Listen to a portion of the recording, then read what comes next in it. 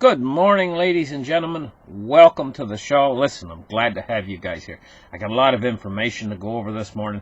First thing I'm going to do is I'm going to go over the markets with you guys. And then as soon as the markets are over, I'm going to go to Walmart today and I'm going to get some preparation supplies, you know? Because Deutsche Bank is slowly going down. I don't exactly know when she's going to roll off the cliff. Probably sometime in the next 60 days, I'm expecting. It might take a little bit longer than you'd expect, even though she's fallen rather rapidly. And it could create a situation where it seizes up the financial system for a little while, And so I want to make a few extra preps because my old preps, food I put away 5, 10, 15 years ago, I still got it, but it's like, do you really want to eat that? 15-year-old canned food? So I'm going to get some new stuff today, fresh stuff. And what I'm going to do is at the end of going through the markets with you guys, I'm going to read off my grocery list. I'm going to go to Walmart for you guys. It might give you guys some ideas on what maybe to put away that you could eat in some sort of an emergency situation where the stores are all closed and you got a situation where you can't go out and buy food for a few weeks, So I'm going to put away 2 months worth of food for myself. I'm going to put it in a storage bin. I'm going to buy a brand new storage bin, and I'm going to put it all in there and seal the lid on it. Enough food for 2 months. Anyway, today, and I'm going to read off my list. So anyway, let's get started with the show. Where's my charts? Okay, let me get my charts going. There we go. Okay, I got to open them up a little bit. First thing I want to look at is British Prime Minister Theresa May. Today, she's resigning, and here's a picture of her. She's all in tears. She's resigning the office on June 7th. She'll resign on June 7th. So the Brexit battle goes on, and it's going to go on without her because she's stepping down, I guess, on June 7th. Now, let's get right into the markets now, and let's take a look at silver today. Silver today is at $14.53, moved down 2 cents on the day, but it's a little bit higher than it was. Well, thank goodness, I mean, but gold and silver are positioning themselves for a huge, not a bull run that's going to last for 6 months. We're looking at a bull run that's probably going to last for years once it actually begins. And I don't believe it's that far away, the beginning of the bull run in gold and silver, but cryptocurrency is getting their bull run earlier. What happened to my cryptocurrency market capitalizations? What happened to the site, CoinMarketCap? What's going on here? I'm at the start page, but I'm not getting anywhere with it. I don't know what's wrong with CoinMarketCap today. We'll have to go to Bitcoin. We'll have to go to Bitcoin site here and see what Bitcoin's actually doing. My CoinMarketCap's not working right now, but here is the Bitcoin site, and we're looking at 79.27. Let me refresh the page and we can see which direction it's moving right now. 79.43. So yeah, we're up to over almost 4% on the day on crypto. Crypto's been doing awfully well lately. It's in a bull market again, and it's getting the bull market first ahead of silver and gold. But that doesn't mean that silver and gold are not going to come into their own later, though. It's going to be a little bit later. And these banksters that have been pushing the price down on gold and silver, they're going to push it just as hard to the upside as they pushed it to the downside once the bull market actually gets going. Now, let me see what time it is. Yes, let's take a look at the Dow Jones for the day. Okay, she's up 140 points on the day so far today. The Dow. I think that the Dow up 167 points now. It's moving up today. We've got an up day in the Dow. Everything can change in a heartbeat. in the financial system, especially with situations that we got going on, which I'm going to talk about as soon as I'm done giving the markets here. I'm going to move through the markets rather fast, and I'm going to talk about a couple situations in the world. Let's take a look now at oil. Oil's had quite a little drop, but now she's bouncing back a little bit. She's up $1.05 on the day, which is quite a big gain. 1.81% gain on oil today. Let me take a look at the one-day chart and give us a better look at it. The price here, she's had a low today of 58.41. Now she's 58.96, but she's dropping right at this moment. Let's take a look at what else we got here. U.S. Treasuries. We're going to take a look at Treasuries right now. And you know, Treasuries have been having one day up. It's basically like a man that takes 2 steps forward and he takes 1 step back, you know.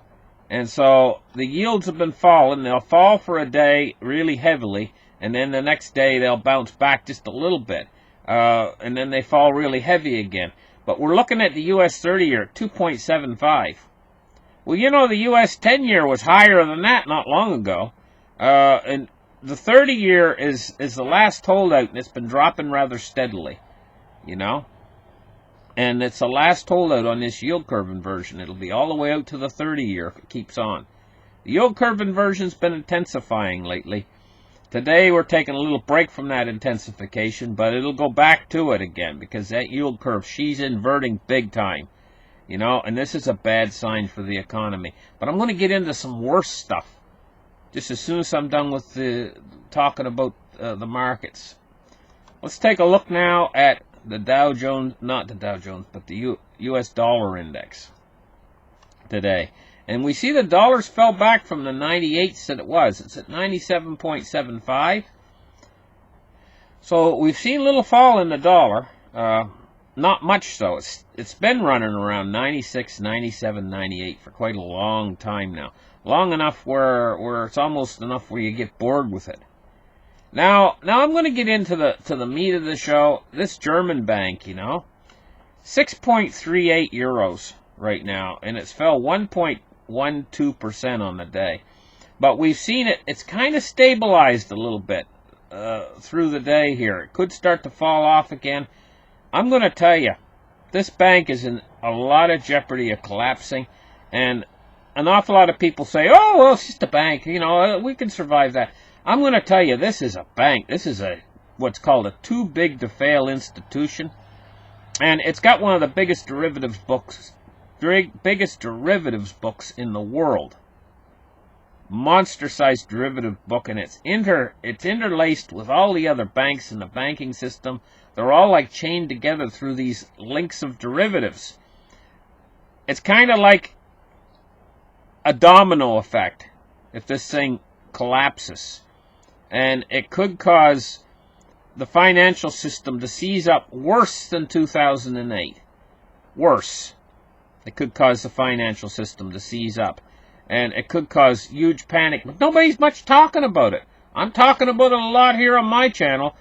But there's not a lot of information on what's even going on other than the stock prices collapsing. Which bodes very bad for Deutsche Bank. So I'm keeping a very close eye on Deutsche Bank, but it's why I'm completing a few of my preps right now. There's another situation, too, that's run through my mind of a worst-case scenario. Worst possible case scenario. But there is a possibility worst-case scenarios do sometimes happen. And you have to understand that in the Congo right now, they got a disease called Ebola, you know. And under normal circumstances, you know, the World Health Organization can stomp out Ebola most times without letting it get too big. There's been outbreaks in the past, a number of outbreaks in the past, and they generally squish it by using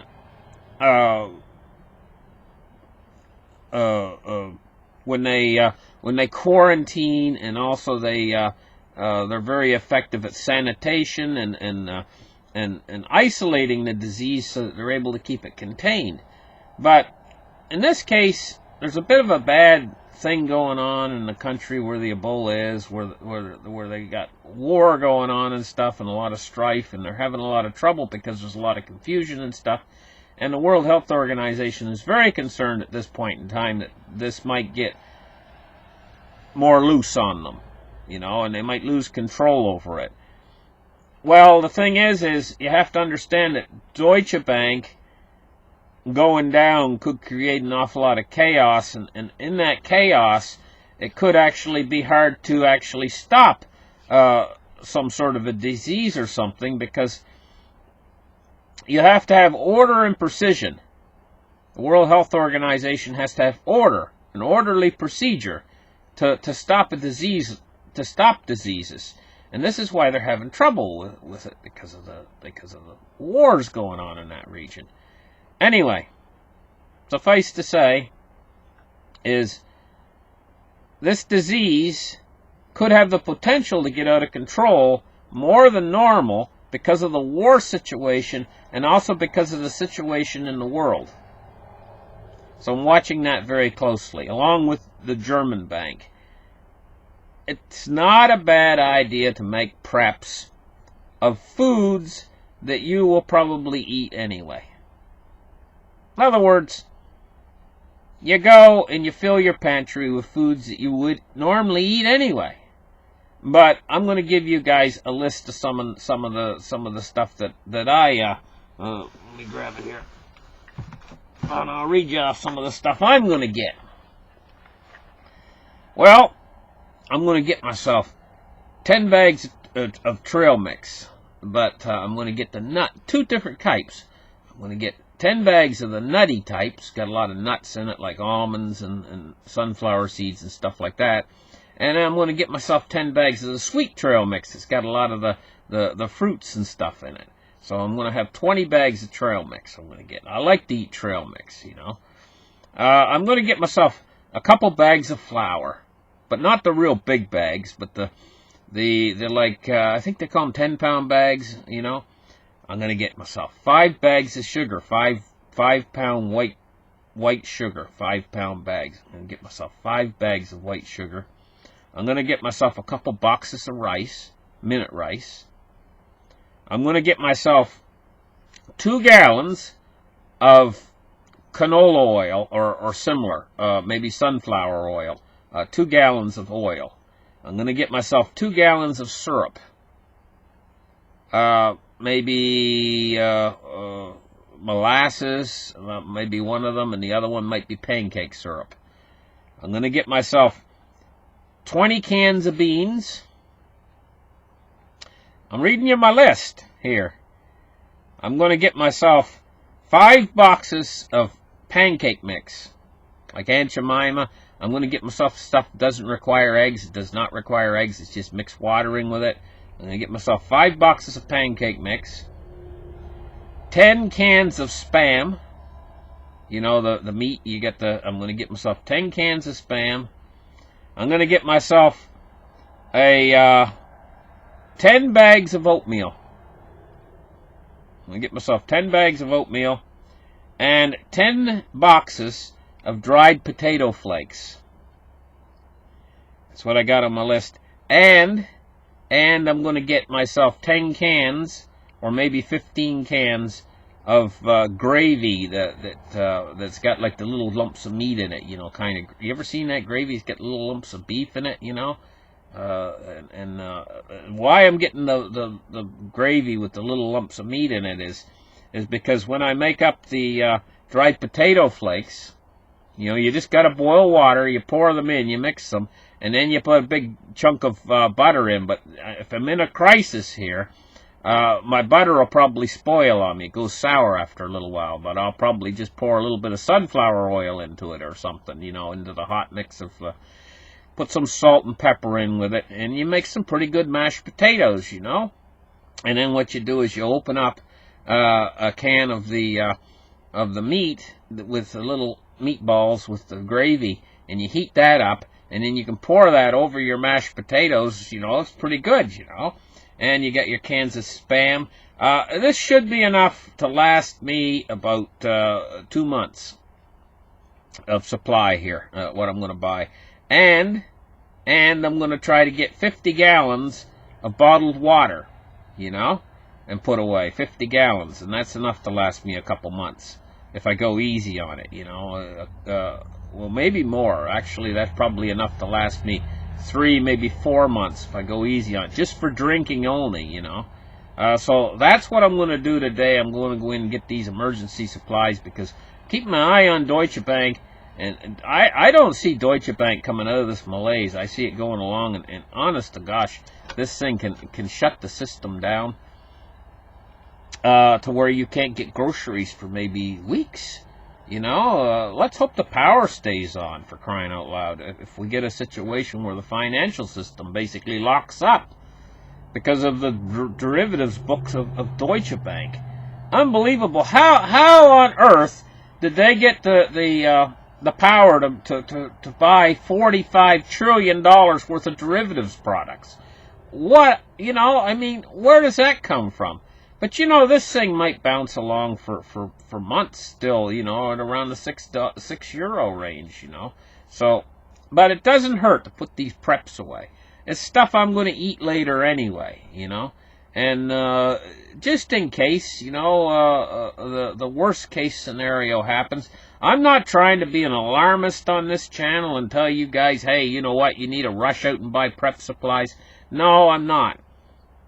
I'm just saying that it might be prudent to have a few little things in your pantry ready to go, just in case something happens that is unexpected, you know.